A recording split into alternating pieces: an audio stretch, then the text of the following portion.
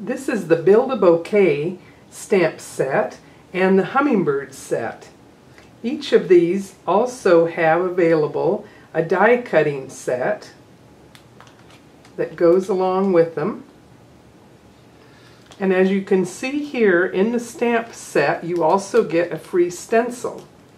I recommend that right from the beginning, when you open the package, be sure you don't lose it. When it's clear, it's easy to misplace. So right away, I suggest that you place it on top of the stamps and line it up to where at least the first image matches exactly. When you've determined that, then take a permanent marker and write on it. Write top on the outside one perhaps, and identify each of the other pieces. This will save you a lot of confusion later that you're not flipping them the way that they don't match the stamps. When you pull them out, there's little places that connect them. You can either pull carefully or take your scissors and cut them apart. In the same way on the Hummingbird set, I've marked my dies so that I can find all of the pieces. If you want to stamp and color in with your color pencils, or perhaps you're into your markers, then you can stamp on our very nice mixed media white paper and either do your coloring in that way or with color pencils. And let's do a bit of that.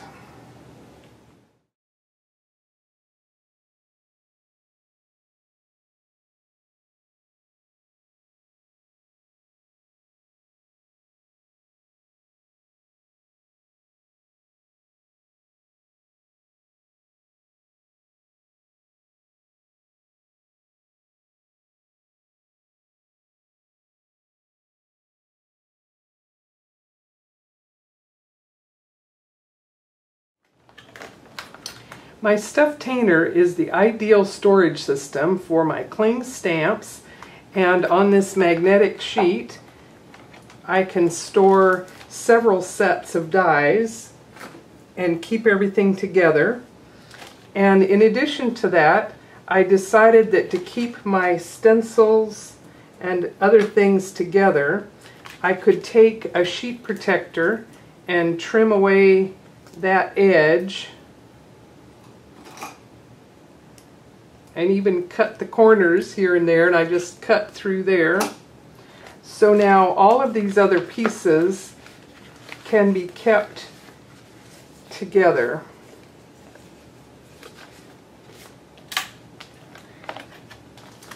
The Stampendous can even flip back and forth and fold back on itself so that you have easy access and you can see everything.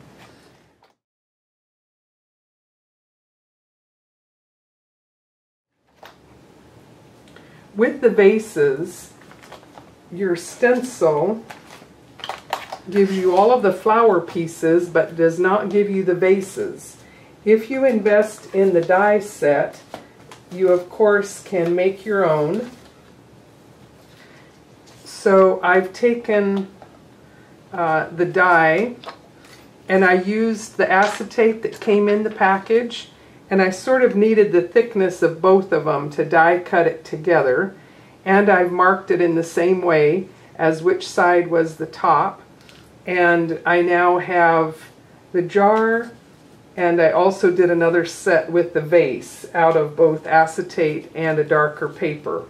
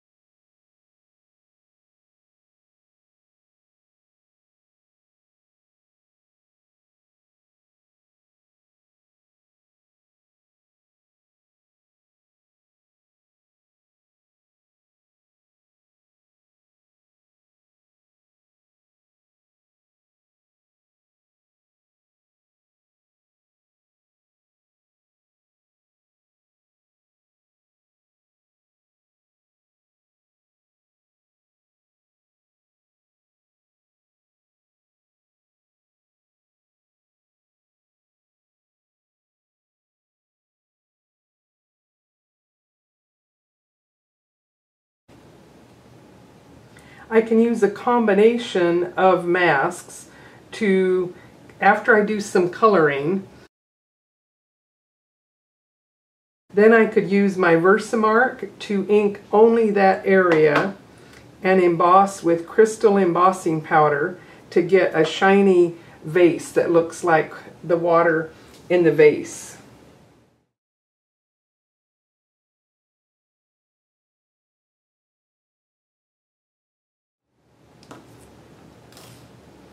I'm delighted to use the magnetic platform, and in cases where you have a stamp set and a die set that coordinate, it really makes a difference that you don't have to tape things in place. So as you can see here, I've got my roses die, and I'll move it around until I see equal amount of black on all the edges. And if you want to, sometimes if you're moving quickly, you get a little bit of white showing because you haven't lined it up. One way around that is to intentionally color outside the lines, and then it'll be more forgiving to have color instead of white. But they fit perfectly. The hummingbird too, even the little tiny beak just works beautifully. So we're very happy with all these new dies. So move it around until it lines up, and then you put this on top and run it through. Having the dies make doing different layers and stacked pieces very easy, and so much quicker to have the beautiful dies to work with. So that gives you lots of tips so that you can have a Stampendous impression every time.